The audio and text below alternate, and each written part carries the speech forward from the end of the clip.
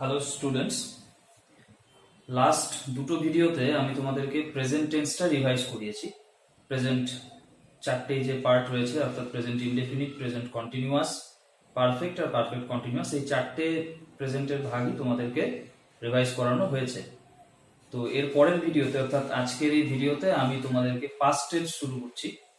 এবারে যেহেতু প্রত্যেকটা ভিডিওতে আমি তোমাদের টেন্সগুলোকে পার্ট বাই পার্ট, অর্থাৎ প্রতিটা টেন্সের দুটো অংশ নিয়ে, একটাতে ইনডেফিনিট আর কন্টিনিউয়াস আর একটাতে পারফেক্ট আর পারফেক্ট কন্টিনিউয়াস নিয়ে ভিডিওগুলো তৈরি করছি, যাতে তোমাদের পড়তে সুবিধা হয়, বুঝতে আরো সুবিধা হয়। তো আজকের এই ভিডিওতে আমি তোমাদেরকে পাস্ট ইনডেফিনিট অর্থাৎ সিম্পল পাস্ট টেন্স আর পাস্ট কন্টিনিউয়াস টেন্স এই দুটো পড়াবো। তো মন দিয়ে শুনবে এবং যা কিছু নোট করার মতো নিজেদের ফেয়ার খাতায় সেগুলো ভালো করে নোট করবে। দেখো, পাস্ট ইনডেফিনিট টেন্স বা সিম্পল পাস্ট টেন্স কোনগুলো? সিম্পল পাস্ট টেন্স যে ক্ষেত্রে আমরা কোনো বাক্যের সাহায্যে যখন কোনো ঘটনাকে ব্যক্ত করছি, অতীতের কোনো ঘটনাকে যেগুলো আগে ঘটেছিল, সেই ঘটনাকে ব্যক্ত করতে গিয়ে যখন আমরা বিশেষ কোনো পরিস্থিতির মেনশন করছি না, মানে ঘটনাটা ঘটছিল নাকি কোনো ঘটনা ঘটার আগে সেই ঘটনাটা ঘটে গিয়েছিল বা অনেকটা সময় ধরে ঘটে চলেছিল, এরকম কোনো কিছুকে আমরা মেনশন করছি না। আমরা জাস্ট কিরকম বলছি যে না, একটা ঘটনা গতকাল বা গত পরশু বা কিছু সময় পূর্বে জাস্ট ঘটে গিয়েছিল, শুধু এটুকুই বলছি।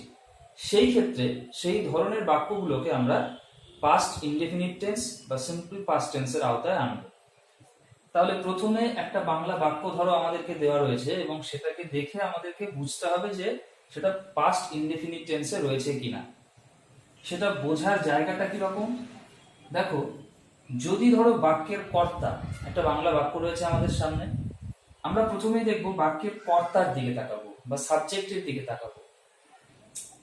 যদি দেখি সেই বাক্যের কর্তা আমাদের ফার্স্ট পার্সন রয়েছে, অর্থাৎ আমি বা আমরা, অর্থাৎ আই বা উই দিয়ে রয়েছে, এবং সেই কর্তা যে কাজটা করছে, অর্থাৎ বাক্যের যে ক্রিয়াপদটা, সেটা যদি হয় এরকম যে করেছিলাম, খেয়েছিলাম, গিয়েছিলাম, পড়েছিলাম, ঘুমিয়েছিলাম, খেলেছিলাম, এই ধরনের ক্রিয়াপদগুলো যদি থাকে, তখন আমরা ডিরেক্টলি বলে দিতে পারি যে বাক্যটা পাস্ট ইনডেফিনিট টেন্স বা সিম্পল পাস্ট টেন্সে রয়েছে। এই ক্ষেত্রে কি কি হচ্ছে দেখো, মূল যে ক্রিয়াপদ তার সাথে লাস্টে একটা করে এ ছিলাম এটা যুক্ত হচ্ছে। দেখো, করার সাথে এ ছিলাম যুক্ত হয়ে এসছে করেছিলাম, খাওয়ার সাথেও তাই এ ছিলাম যুক্ত হয়ে এসছে খেয়েছিলাম, যাওয়ার সাথে এ ছিলাম যুক্ত হয়ে এসছে গিয়েছিলাম। অর্থাৎ মূল যে ক্রিয়াপদ তার সাথে এ ছিলাম যুক্ত হচ্ছে। ঠিক একইভাবে যদি আমরা দেখি যে বাক্যের কর্তা বা সাবজেক্ট রয়েছে তুমি, অর্থাৎ সেকেন্ড পার্সন, তুমি অর্থাৎ ইউ বা মানে ইউ দিয়ে তুমি তোমরা দুটোই বোঝানো হয়, সেক্ষেত্রে দেখবো আমরা বাক্যের ক্রিয়াপদ কি রয়েছে। যদি দেখি যে পড়েছিলে, খেয়েছিলে, গিয়েছিলে, পড়েছিলে, এরকম যদি থাকে ক্রিয়াপদগুলো, দেখো ডিফারেন্সটা কিন্তু বুঝতে হবে বাংলা বাক্যের মধ্যে। এখানে কিন্তু করছিলে, খাচ্ছিলে, যাচ্ছিলে বা করছিলাম, খাচ্ছিলাম, যাচ্ছিলাম নেই। কি আছে? করেছিলাম, করেছিলে, খেয়েছিলে, মানে একটা কাজ তুমি অতীতে করেছিলে, বাস এইটুকুই। করে চলেছিলে কন্টিনিউয়াসলি, নাকি একটা অন্য কোনো কাজ করার আগে এই কাজটা তুমি শেষ করেছিলে, এরকম কোনো বিশেষ বৈশিষ্ট্য বলা নেই ক্রিয়াপদের ক্ষেত্রে। অতএব ইউ যদি থাকে, অর্থাৎ সেকেন্ড পার্সন যদি আমার কর্তা হয়, এবং সেক্ষেত্রে যদি দেখি ক্রিয়াপদগুলো রয়েছে যে করেছিলে, খেয়েছিলে, গিয়েছিলে, ঘুমিয়েছিলে, পড়েছিলে, অর্থাৎ মূল ক্রিয়াপদের সাথে এ ছিলে যুক্ত হয়েছে, আমি সোজাসুজি বলে দিতে পারি যে বাক্যটা, বাংলা বাক্যটা পাস্ট ইনডেফিনিট টেন্সে রয়েছে। সেম কেস যদি আমরা দেখি কর্তা রয়েছে থার্ড পার্সন, অর্থাৎ সে, অর্থাৎ হি বা সি বা কোনো একজন ব্যক্তি বা বস্তুর নাম রয়েছে, এবং সেক্ষেত্রে যদি দেখি যে আমাদের ক্রিয়াপদগুলো এরকম রয়েছে যে করেছিল, খেয়েছিল, গিয়েছিল, অর্থাৎ কি মূল ক্রিয়ার সাথে করা, খাওয়া, যাওয়া যাই হোক, তার সাথে এ ছিল যুক্ত হয়েছে, তাহলে আমরা পরিষ্কার বুঝতে পারছি যে আমাদের টেন্সটা কিসে রয়েছে? পাস্ট ইনডেফিনিট টেন্স বা সিম্পল পাস্ট টেন্সে রয়েছে। তাহলে এটা গেল আমাদের ফার্স্ট স্টেপ ট্রান্সলেশন করার ক্ষেত্রে, না বাংলা বাক্যটা কোন টেন্সে রয়েছে সেটা আমরা বুঝে গেছি। এবার আমাদের সেকেন্ড কাজ, এটা সবসময় আমাদের ট্রান্সলেশন করার ক্ষেত্রে ফার্স্ট কাজ হচ্ছে এটা, যে বাংলা বাক্যটা কোন টেন্সে আছে সেটা আমাদেরকে বুঝতে হবে ফার্স্টে। সেকেন্ড কাজ কোনটা? সেকেন্ড কাজ আমাদের মাথায় আনতে হবে যে এই বাংলা বাক্যটাকে যখন আমরা ইংরেজিতে কনভার্ট করছি অর্থাৎ ট্রান্সলেট করছি, সেক্ষেত্রে কোন নিয়ম, সেন্টেন্স গঠন করার কোন নিয়মটা আমাদেরকে কাজে লাগাতে হবে।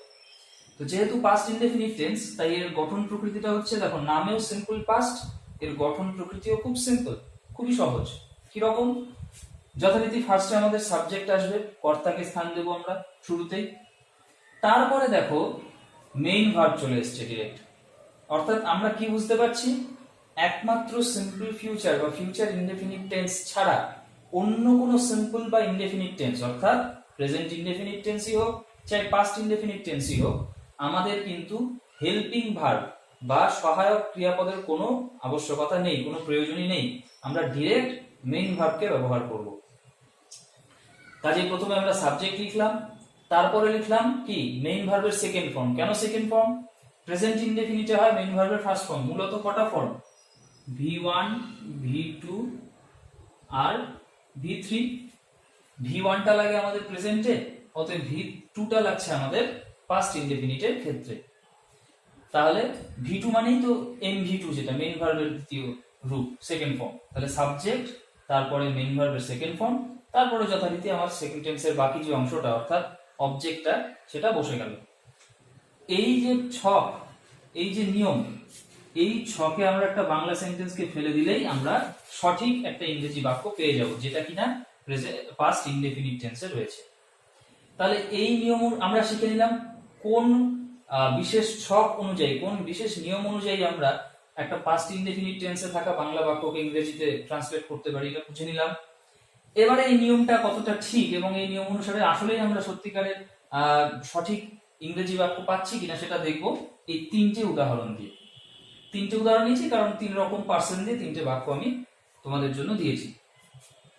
দেখো ফার্স্ট সেন্টেন্সটা কি বলেছে, আমরা গতকাল স্কুলে গিয়েছিলাম। বাক্যটাকে আগে ভালো করে বোঝো।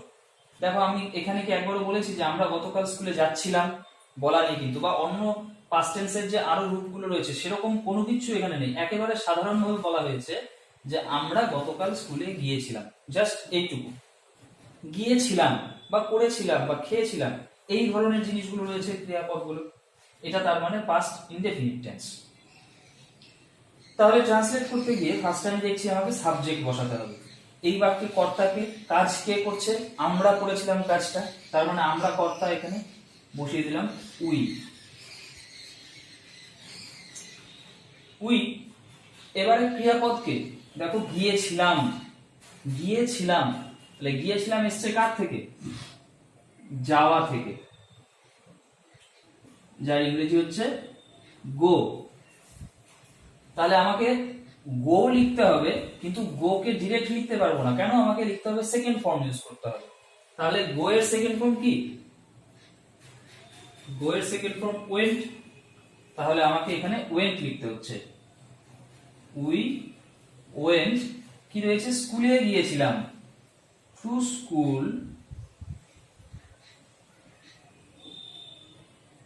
সাথে রয়েছে গতকাল, ইয়েস্টারডে।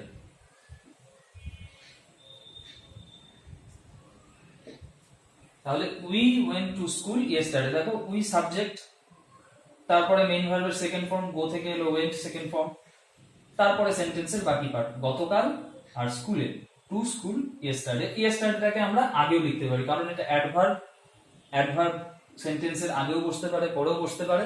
তাহলে আমি এরকম লিখতে পারি yesterday we went to school.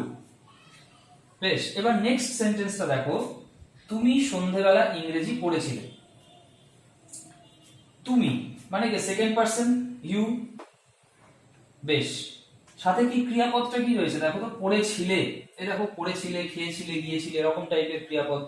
তার মানে আমি শিওর হয়ে গেলাম এটা পাস্ট ইনডেফিনিট টেন্সের বা সিম্পল পাস্ট টেন্সের নিয়ম মেনেই ট্রান্সলেট আমাকে করতে হচ্ছে।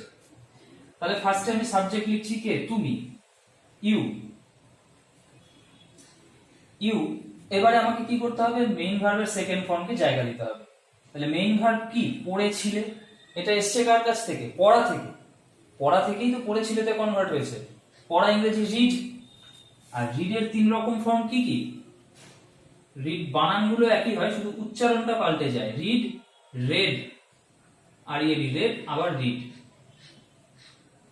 তাহলে এখানে আমাকে রেড করতে হবে, মানে বানান একই থাকছে, শুধু উচ্চারণটা পাল্টে যাচ্ছে। ইউ সেকেন্ড ফর্ম ইউজ করছি মেইন ভার্বের, রেড কি ইংলিশ সন্ধেবেলা, ইন দা ইভিনিং। কি পজিশনে পড়েছিলে? ইন দা, ইন বসবে এই জায়গাটায়, ইভিনিং। তাহলে ইউ আমার সাবজেক্ট, তারপরে মেইন ভার্বের second form read, red, read, red বসলো এখানে, ইউ রেড, তারপরে সেন্টেন্সের বাকি পার্ট অর্থাৎ ইংরেজি আর সন্ধ্যাবেলা এই দুটো বাকি রয়েছে। পড়েছিলে কি না ইংলিশ কখন না ইন দ্য ইভিনিং। আমার সেন্টেন্স সঠিক হয়েছে, কারেক্ট আছে এটা। নেক্সট দেখো সেন্টেন্স যেটা বলা হয়েছে, অসীম একটি কলম কিনেছিল। বেশ, এখানে সাবজেক্ট কে? অসীম। কাজ করেছিল অসীম, কি কাজ করেছিল? কলম কিনেছিল। অসীম কি ধরনের subject? Third person, third person অর্থাৎ একজনের নাম এখানে আমি লিখে দিলাম অসীম। দেখো পাস্ট টেন্সে কিন্তু ওই থার্ড পারসন সিঙ্গুলার নাম্বারের জন্য এস বাই এস এর কোনো জায়গা নেই, এসব শুধুমাত্র প্রেজেন্ট টেন্সের ক্ষেত্রেই প্রযোজ্য। তাহলে থার্ড পারসন এটা অসীম। আমি ক্রিয়াপদের দিকে দেখব, কি ক্রিয়াপদ? কিনেছিল। দেখো এই যে করেছিল, খেয়েছিল, গিয়েছিল, ঘুমিয়েছিল, পড়েছিল, এগুলোর মতোই দেখতে। কেনার সাথে লাস্টে এছিল যুক্ত হয়েছে, কিনেছিল হয়েছে। তারপর তাহলে কিনেছিল এসছে কার কাছ থেকে? আমাকে তো সাবজেক্টের পর ডিরেক্ট মেইন ভার্বে চলে যেতে হবে। কিনেছিল এসছে কার কাছ থেকে? কেনা থেকে। কেনা মানে বাই, এর সেকেন্ড ফর্ম কি? বাই এর বট, BOUGHT। তাহলে অসীম বট হয়ে গেল, আমার ভার্বের সেকেন্ড ফর্ম বসে গেছে। নেক্সট কি? সেন্টেন্সের বাকি পার্ট আর কি বাকি রয়েছে? একটি কলম, অসীম বট আ পেন। তাহলে দেখো সাবজেক্ট আমার কর্তাকে, অসীম বসেছে অসীম, মেইন ভার্বের সেকেন্ড ফর্ম মেইন ভার্ব কিনেছিল অর্থাৎ বাই থেকে সেকেন্ড ফর্ম হবে এটা বট, যেহেতু পাস্ট ইনডেফিনিটে মেইন ভার্বের সেকেন্ড ফর্ম বসে, করলাম বট। সেন্টেন্সের বাকি পার্ট হচ্ছে একটি কলম, আ পেন। তাহলে অসীম বট আ পেন। তাহলে এই হচ্ছে পাস্ট ইনডেফিনিট টেন্স বা সিম্পল পাস্ট টেন্স। যেমন নামেও সিম্পল, এর গঠন করার যে নিয়মটা অর্থাৎ একটা বাংলা বাক্যকে ইংরেজিতে কনভার্ট করার বা ট্রান্সলেট করার যে পদ্ধতিটা সেটাও খুবই সিম্পল। জাস্ট সাবজেক্ট, মেইন ভার্বের সেকেন্ড ফর্ম, তারপরে অবজেক্ট। এবার দেখো এর মধ্যেই আমি আরেকটা জিনিস তোমাদেরকে শিখিয়ে দিই, অতীতের কিছু অভ্যাস। অতীতের কিছু অভ্যাস, যেমন ধরো আমি একটা বাক্য বলছি, আমি রোজ স্কুলে যেতাম, বা রাম রোজ মাঠে খেলতো। বাক্যগুলো দেখো, যেতাম মানে অতীতে কোনো একটা সময়তে আমার এটা একটা অভ্যেস ছিল, আমি প্রতিদিন যেতাম, বা রেগুলারলি নিয়মিতভাবে কোনো একটা কাজ আমি করতাম। এই ধরনের বাক্যগুলোকে আমরা কিভাবে তৈরি করব, ইংরেজিতে কিভাবে তৈরি করব? দেখো আমি একটা বাংলা বাক্য নিচ্ছি।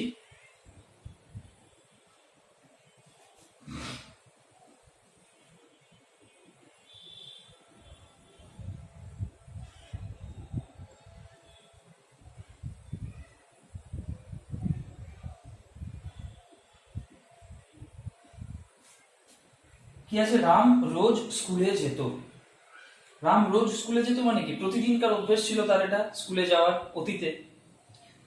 এই ধরনের বাক্যগুলোকে আমরা একটা বিশেষ ভাবে ট্রান্সলেট করি, এক্ষেত্রে আমরা ইউজড টু,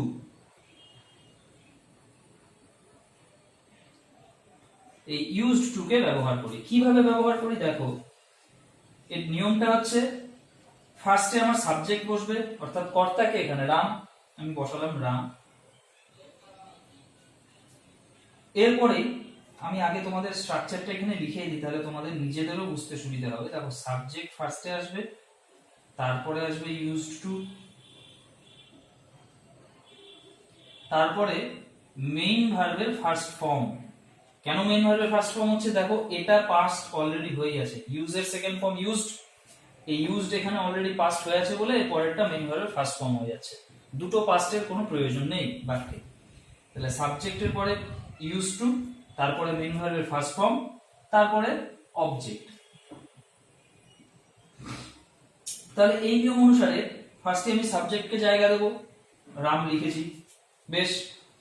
এরপরে আমাকে লিখতে হবে used to. Ram used two কি বলেছে, ক্রিয়াপদ কি, যে এটা কিন্তু কোনো ক্রিয়াপদ থেকে আসছে না, এটা আসছে কেন না, যেত অতীতের একটা অভ্যেস ছিল, সেটা এই ধরনের বাক্যের ক্ষেত্রে আমাকে ইউজ টুটাকে বসাতেই হবে। এবার আসছি আমি মূল ক্রিয়াপদের জায়গায়। ক্রিয়াপদটা কি, যেত, মানে আগে যেত, অভ্যেস ছিল। তাহলে যাওয়া কি, গো। গো আমাকে কিন্তু মেইন ভার্বের ফার্স্ট ফর্মই বসাতে হবে, আমি গো কে চেঞ্জ করার প্রয়োজন আমার নেই। ইউজ টু গো কি, স্কুলে, টু স্কুল। সেন্টেন্সের বাকি পার্ট লেখা আছে দেখো, অবজেক্ট। তাহলে কি হলো, রাম রোজ স্কুলে যেত, Ram used to go to school. আচ্ছা, এখানে এভরিডে, রোজ আছে, এভরিডে। তাহলে Ram used to go to school everyday. কেন, এটা প্রতিনিয়ত একটা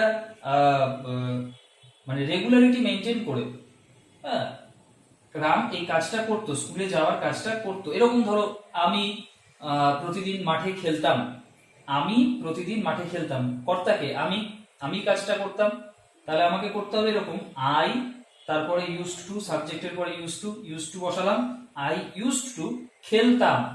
খেলতাম এসছে কার কাছ থেকে, খেলা থেকে, মানে প্লে। কিন্তু এখানে আমাকে কি মেইন ভার্বের ফার্স্ট ফর্ম ইউজ করতে হবে, তাহলে আই ইউজড টু প্লে, তারপরে সেন্টেন্সের বাকি part, in the field everyday, I used to play in the field everyday. তাহলে এই গেল আমাদের ইউজড টু এর ব্যবহার। এটা কোন ক্ষেত্রে ব্যবহার করা হয় না, অতীতের কোনো অভ্যাসকে বোঝানোর জন্য। এছাড়াও অনেক ক্ষেত্রে উড ব্যবহার করা হয়ে থাকে। উডটা কখন ব্যবহার করা হয়, যখন এটা যেমন কি রোজ, মানে খুব ইন্টারভ্যালটা কম, মানে প্রত্যেক দিন হচ্ছে বা প্রতিনিয়ত হয়ে চলেছে, সেক্ষেত্রে ইউজড টু। আর উডকে সাধারণত একটু, যেখানে ধরো মাঝে মাঝে হচ্ছে, কোনো কাজ হচ্ছিল বা হতো মাঝে মাঝে, সেক্ষেত্রে উড ব্যবহার করা হয়। উডের ব্যবহারটা এখনই তোমাদেরকে আর আমি শেখাচ্ছি না, ইউজড টুটাই তোমরা আপাতত করো। তাহলে এই হলো আমাদের পাস্ট ইনডেফিনিট টেন্স বা সিম্পল পাস্ট টেন্সের ব্যবহার। তোমরা যারা যারা এর আগে নোট করেছিলে খুব ভালো, যারা করে নাওনি এর আগে যখন আমি পড়িয়েছিলাম, তোমরা এই রিভিশনের কেসটাতে অন্তত এই জিনিসগুলোকে ভালো করে নোট করো উদাহরণ সমেত। আদারওয়াইজ কিন্তু টেন্সের যে কনফিউশন গুলো তোমাদের হচ্ছিল সেগুলো আবার হতে থাকবে। তাহলে আমার প্রেজেন্ট পাস্ট ইনডেফিনিট টেন্স হলো, এরপরে আমরা যেটা করব সেটা হচ্ছে পাস্ট কন্টিনিউয়াস টেন্স।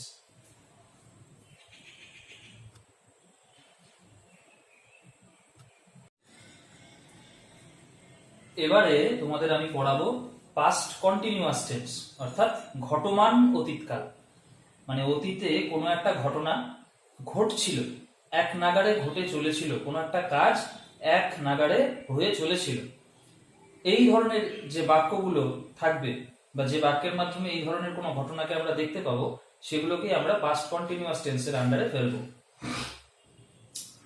তাহলে একটা বাক্য পাস্ট কন্টিনিউয়াস টেন্সে আছে কিনা সেটা আমাদেরকে ফার্স্টে বুঝতে হবে ট্রান্সলেশন করার আগে। কিভাবে বুঝবো? প্রথমে আমরা কি কাজ করব না, প্রথমে আমরা কর্তার দিকে দেখব, কর্তা কি আছে।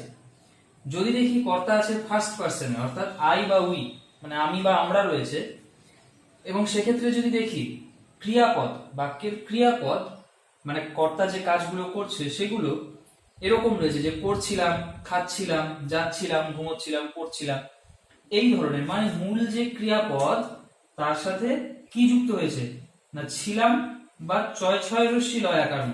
দেখো করছিলামের ক্ষেত্রে শুধু ছয় রস্যি লয়াকার ম যুক্ত হয়েছে, আবার খাচ্ছিলামের ক্ষেত্রে খাওয়ার সাথে ছয় ছয় রস্যি লয়াকার ম যুক্ত হয়েছে। এই ধরনের ক্রিয়াপদ গুলো যখন থাকবে আমি বুঝে যাব, মানে ফার্স্ট পারসন কর্তার ক্ষেত্রে বুঝে যাব না পাস্ট কন্টিনিউয়াস টেন্সে রয়েছে বাক্যটা।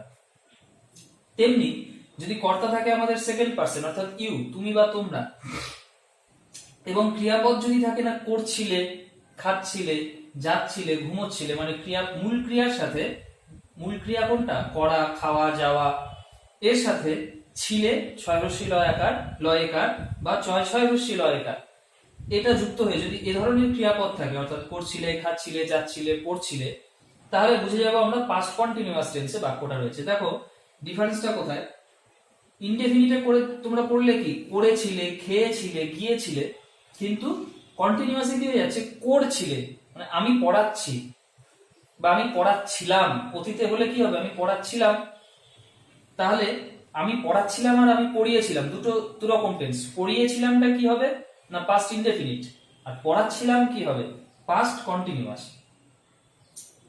ঠিক তেমনি যদি কর্তা থাকে থার্ড পার্সন, অর্থাৎ হি সি বা কোনো একজনের নাম, কোনো বস্তুর নাম, কোনো জায়গার নাম, যে কোনো কিছুর নাম যদি থাকে এবং বাক্যের ক্রিয়াপদ যদি এরকম হয় যে করছিল, খাচ্ছিল, যাচ্ছিল, ঘুমোচ্ছিল, পড়ছিল, অর্থাৎ মূল ক্রিয়াপদের সাথে ছিল ছয়রসি লয়কার বা ছয় ছয়রসি লয়কার যুক্ত হয়ে এই ধরনের ক্রিয়াপদ যদি তৈরি করে, এবং সেক্ষেত্রে কি থাকতে হবে না কর্তা হতে হবে থার্ড পার্সন, তাহলে আমরা বুঝে যাবো যে বাংলা বাক্যটা কিসে রয়েছে না পাস্ট কন্টিনিউয়াস টেন্সে রয়েছে বা ঘটমান অতীতকালে রয়েছে।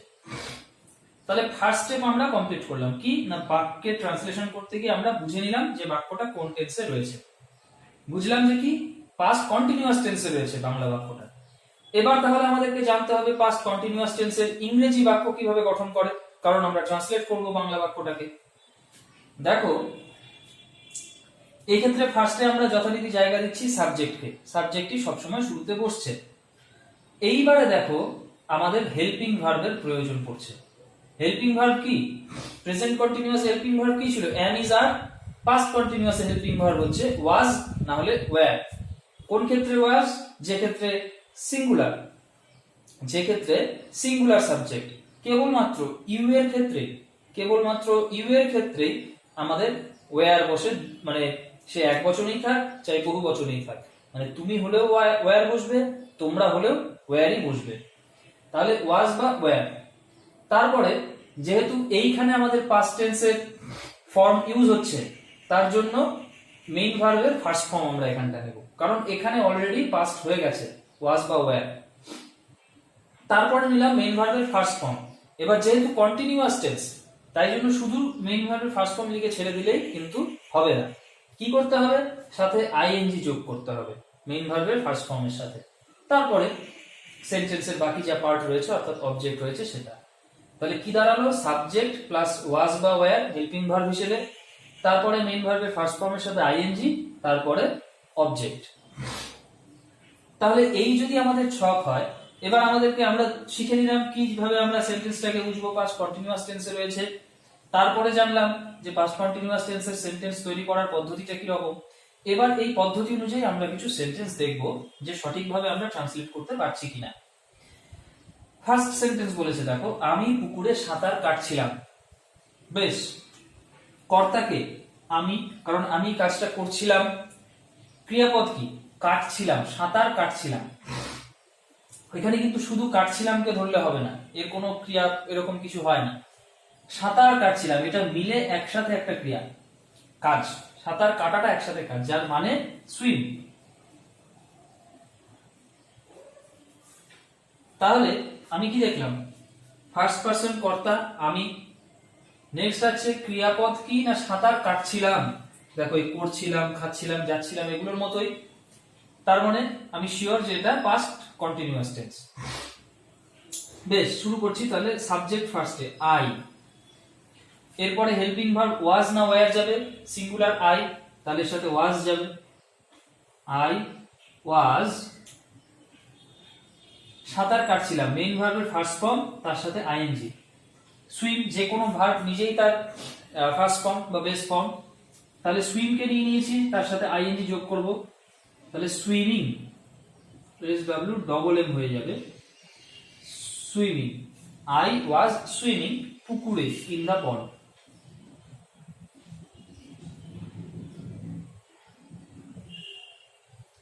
তাহলে কি দাঁড়ালো, I was swimming in the pond. কেননা আই হচ্ছে আমার সাবজেক্ট, ফার্স্টে বসলো, তারপরে ওয়াজ বা ওয়্যার এর মধ্যে একজন, যেহেতু আই আছে তার জন্য ওয়াজ, তারপরে কি ক্রিয়াপদ সাঁতার কাটছিলাম মানে সুইম, সুইম ফার্স্ট ফর্ম বসলো, তার সাথে আইএনজি যোগ হয়ে গেল সুইমিং, তারপরে object in the pond.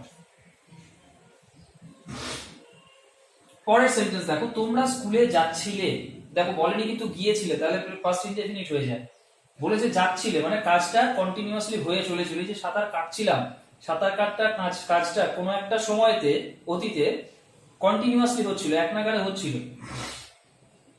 Next sentence কি বলেছে, তোমরা স্কুলে যাচ্ছিলে, কর্তাকে তোমরা, আমরা কি জানি ইউ মানে তুমিও হয় তোমরাও হয়, তাহলে ইউ যাচ্ছিলে, ক্রিয়াপদ আমাকে যেতে হবে যাচ্ছিলে। তার আগে ওয়াজ না ওয়্যার বসে, বললাম ইউ তুমি মানে ইউ কে তুমি অর্থেই ব্যবহার করা হোক বা তোমরা অর্থে ব্যবহার করা হোক, ওয়্যার নিতে হবে আমাকে হেল্পিং ভার্ব হিসেবে। তাহলে ইউ ওয়্যার কি যাচ্ছিলে, দেখো এই যে করছিলে, খাচ্ছিলে, যাচ্ছিলে এরকম, তার মানে এটা কন্টিনিউয়াস, আমি শিওর। তাহলে যাচ্ছিলে কি গো থেকে, যাওয়া থেকে এসছে যাচ্ছিলে, যাওয়া মানে গো, লিখলাম গো। তার সাথে আইএনজি নিতে হবে মেইন ভার্বের ফার্স্ট ফর্মের সাথে, কেন না এটা continuous tense. You were going, তারপরে সেন্টেন্সের বাকি পার্ট, স্কুলে, to school. You were going to school, দেখো সাবজেক্ট ফার্স্টে বসেছে, তারপরে ওয়াজ বা ওয়্যার এর মধ্যে একটা ইউ আছে বলে ওয়্যার বসছে, মেইন ভার্বের ফার্স্ট ফর্ম, তারপরে সাথে আইএনজি যোগ হয়েছে, ঠিক আছে, তারপরে সেন্টেন্সের বাকি পার্ট বা অবজেক্ট, ঠিক আছে। নেক্সট সেন্টেন্স দেখো, রিমা একটি বই পড়ছিল। বেশ, রিমা একটি বই পড়ছিল, রিমা আমার সাবজেক্ট, থার্ড পারসন একজনের নাম। এ কি করেছিল না কাজ করছিল, বই পড়ছিল, এক নাগারে কাজটা চলছিল, তার মানে কন্টিনিউয়াস, পাস্টের কন্টিনিউয়াস। আমি লিখলাম সাবজেক্ট রিমা, রিমার সাথে ওয়াজ যাবে না ওয়্যার যাবে? ওয়াজ যাবে ডেফিনেটলি, কারণ এটা থার্ড পারসন সিঙ্গুলার নাম্বার।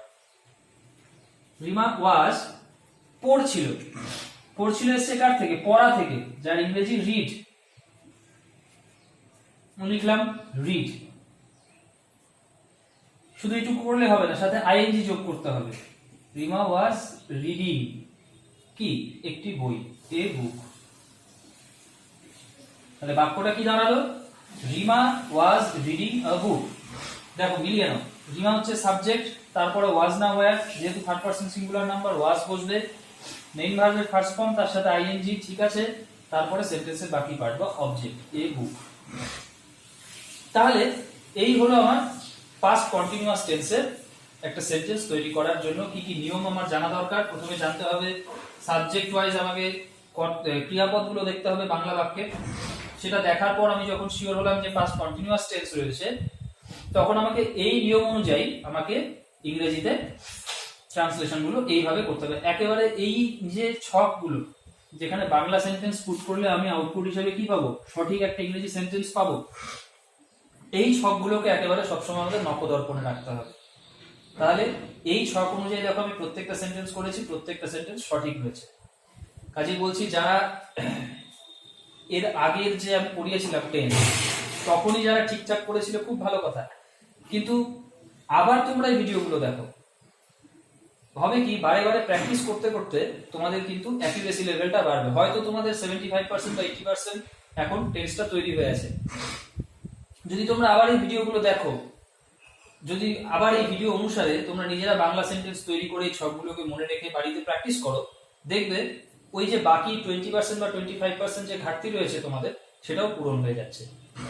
আর যাদের কিছু কনফিউশন ছিল তারা তো অবশ্যই দেখবে এগুলো, এবং এইগুলো, এই যে ছকগুলো, এগুলো খাতায় নোট ডাউন করো, এবং আবার যেটা বললাম বাড়িতে নিজেরা সহজ সহজ খুব সহজ বাংলা সেন্টেন্স তৈরি করো, করে সেগুলোকে ট্রান্সলেট করো এই নিয়ম অনুযায়ী।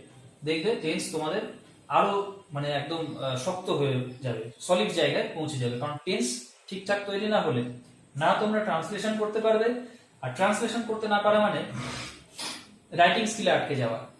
ধরো লেটার রাইটিং বা প্যারাগ্রাফ রাইটিং বা যে কোনো কিছু রাইটিং, লেখা, সেই জায়গাগুলোতে তোমরা কিন্তু ধাক্কা খাবে। তাহলে প্রেজেন্ট টেন্স আমাদের কমপ্লিট হয়ে গেছে। আজকে আমরা কি করলাম? পাস্ট কন্টিনিউয়াস, পাস্ট ইনডেফিনিট আর পাস্ট কন্টিনিউয়াস করলাম। বাকি রইল পাস্টের মধ্যে পারফেক্ট আর perfect continuous. So thank you.